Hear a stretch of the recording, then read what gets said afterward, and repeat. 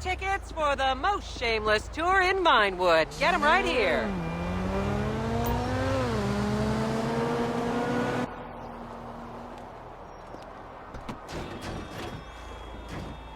As I am contractually obliged to say, buckle up, everyone. It's showtime.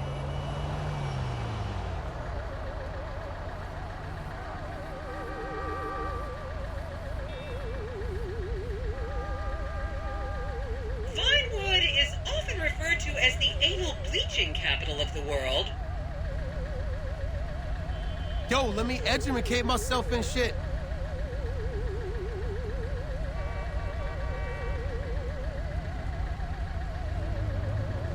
Well, I was bored, figured why the hell not?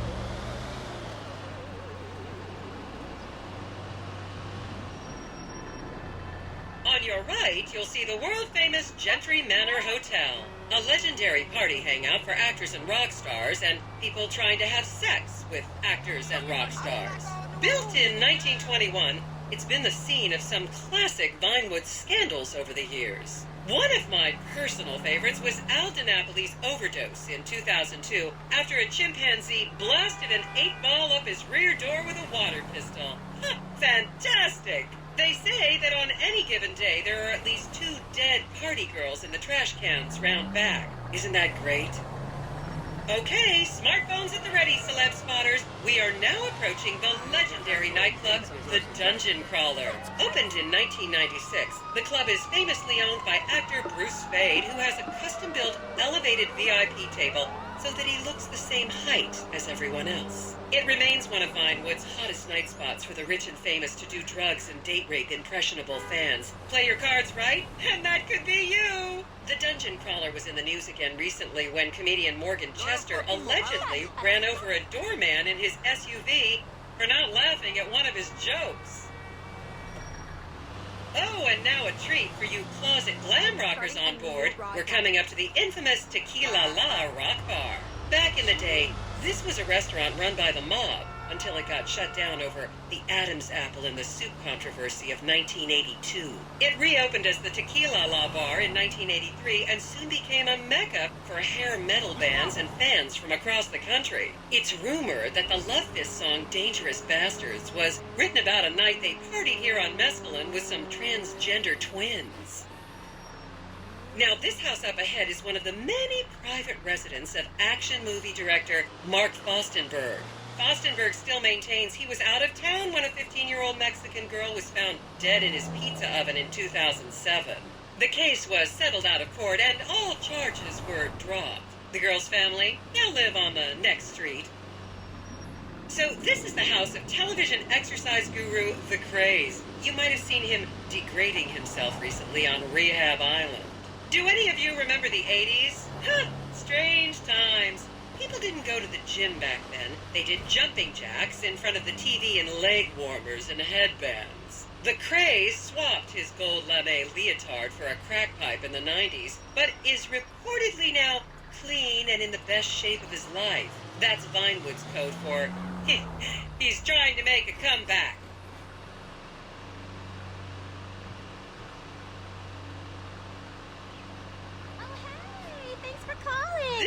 This is the home of celebrity wild child Martha Turn. Daughter of 70s comedy star Joni Term, Martha spent her teens partying on booze, her early 20s partying on coke, and her mid-20s staring at her shoes on heroin. Her tell-all autobiography about the difficulties of growing up really rich in Vinewood only sold 30 copies last year.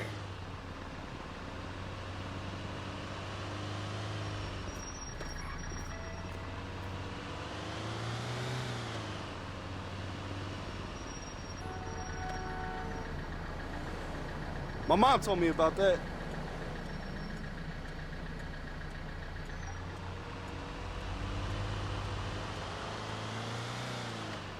I should remind you this is a no-smoking bus. Unless, of course, it's medical marijuana. Then you're all right. Just up ahead is another place to see and be seen in Rockford Hills, the Richmond Hotel. An iconic entertainment industry hangout, sleazy producer types have been promising to make young girl stars here for over 100 years now. Not gonna lie, I did some shameful things in that lobby bar in my youth, but I've put that period of my life behind me now.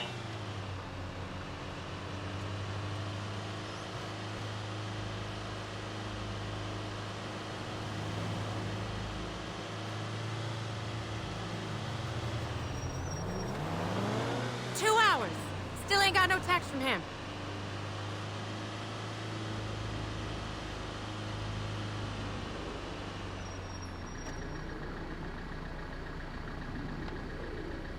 Oh man, I'd rather live here than in Liberty City.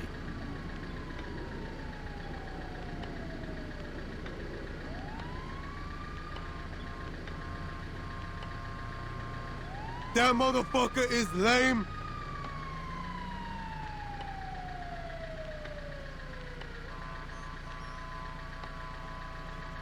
I was a member of the jury in the 1991 movie Last Will and Testament. They cut my line.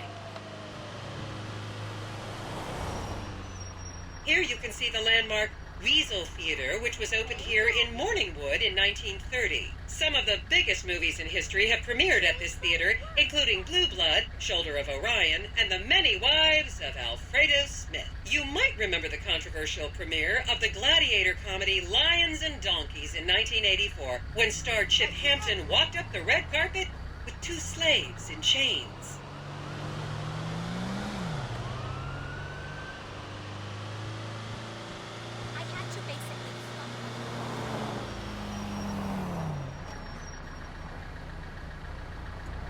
Blah, blah, blah. Okay, let's move on. That's a sexy car. Wow, check that out. This town is screwed. Lord have mercy, that's so pretty.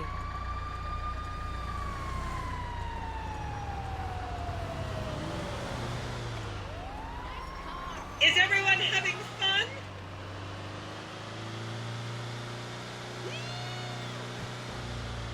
Why don't you show some class? Hey, man, I think I just saw a porn star.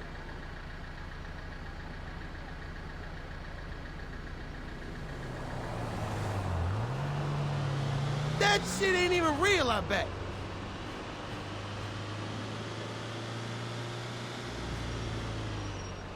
And now to our left, ladies and gentlemen, is the famous Richards Majestic Studios. The product placement for classics like Nelson and Naples and Rum Runner, and the not-so-classics like Vinewood Zombie and Shoulder of Orion 2 was shoehorned into the final edits right behind those very gates. Everyone has a favorite Solomon Richards movie. An American Divorce really helped me through a difficult time when I was bankrupting my first husband.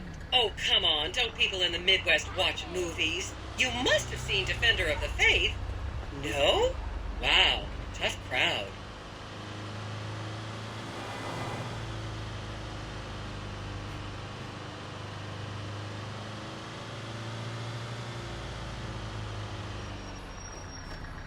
Well, this isn't much fun either.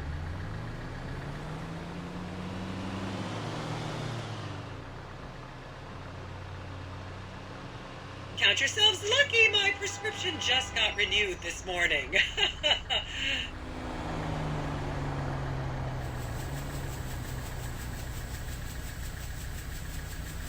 Yo, we shouldn't have drank that vodka.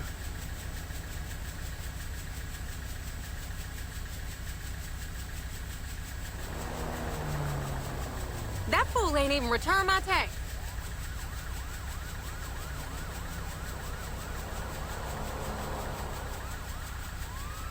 Oh man, I gotta take a piss.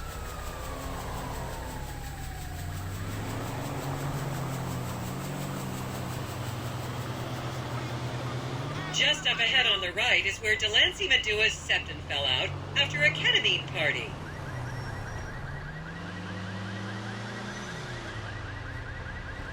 Ah, sounds like some bullshit to me.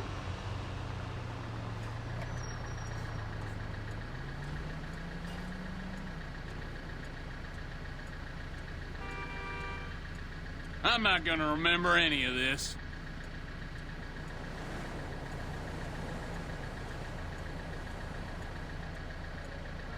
This tour costs too much.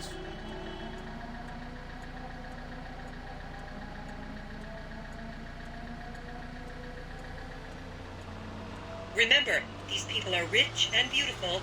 That makes them better than us.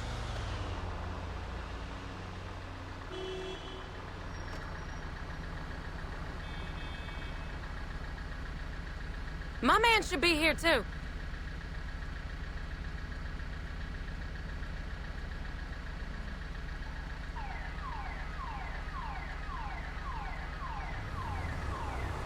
My favorite part of this city is all the beautiful honeys. Hey, baby!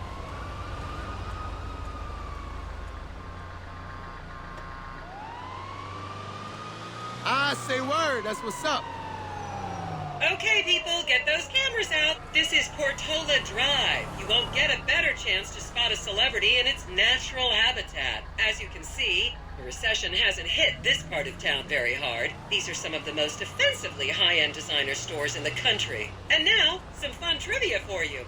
There have been a number of movies shot on Portola Drive, mostly awful ones about rich idiots, including the blockbuster 2005 romantic comedy Shoe Whore, that's credited with sending women's rights back 50 years. The store we're passing now is where British star Charlotte Crown was caught on film in the changing room, eating and purging the same burrito over and over again, just like a dog.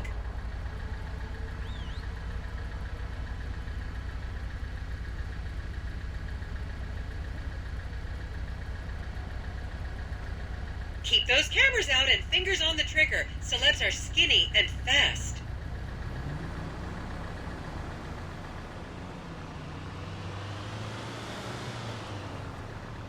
Fine waste of taxpayer money. This is the Epsilon Center. Anyone with red hair, please cover it for your own safety. If you really want to meet a famous celebrity, this place is packed full of them. Take an introductory course. It changed my life. Kiflam!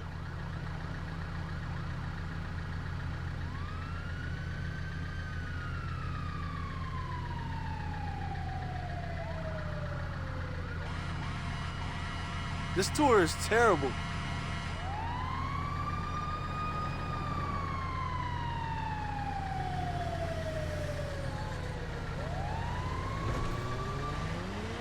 I wonder what my man is up to.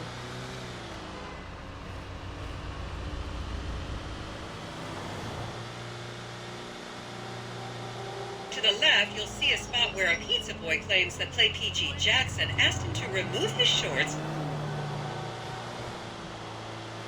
I'm getting hungry.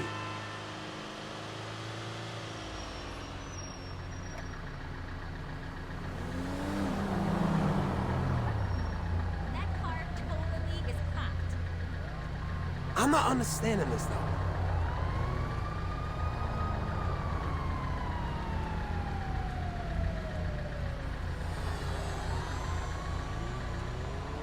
Blah, blah, blah. Get it over with already.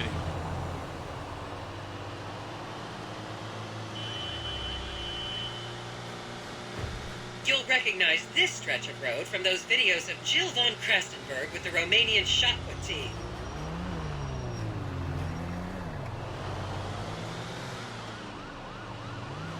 I'm pretty fucked up right now.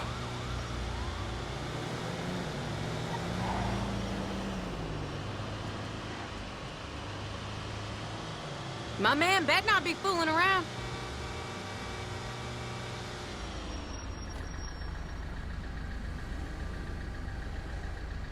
Are we there yet?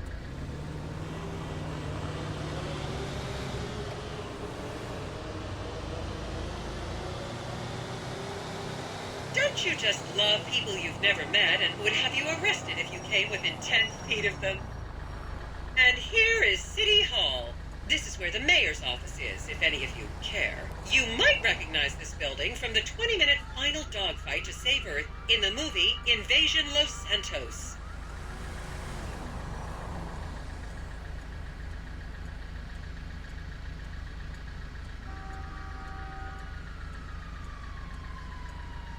I finally peeped that joint.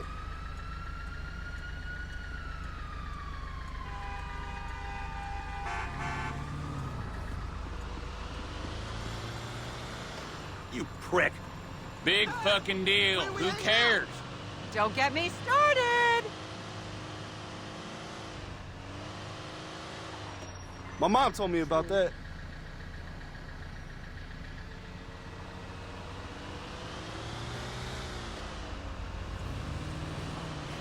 Please refrain from taking photos of ethnic minorities. They could be gang members.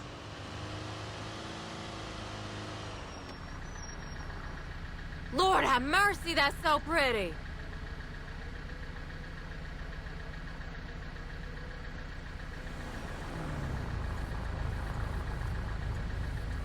Hey, it's even bigger in real life. Jesus Christ!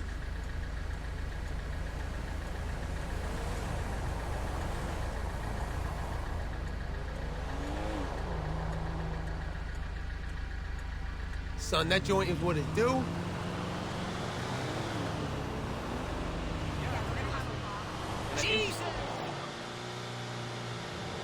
The next corner is where actor Scott Stevens famously prolapsed after a failed party trick.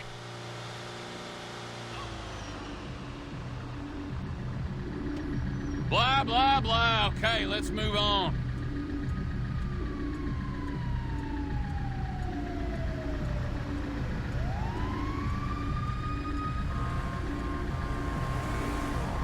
Would you look at that?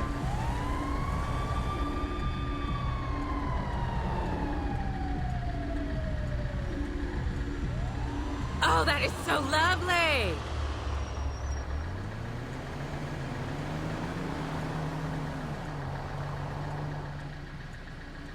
Remember when Laszlo was arrested for masturbating with an eggplant and shouting at women? That happened right here. Shit! This is awesome! This old bullshit! And here we have the beautiful Oriental Theater. Riots broke out on the theater's opening night in 1928 as desperate fans tried to get upskirt shots of the legendary silent movie star Miriam Turner, much like you're doing today, except with really heavy cameras. My daughter tells me it isn't politically correct to say Oriental anymore, but considering some of the other common terms for Asians in the 1920s, the name could have been a lot worse. There's a saying that to go to Los Santos and not see the Oriental Theater is like going to China and not visiting a burger shop. You know, I've never really understood what that means, but...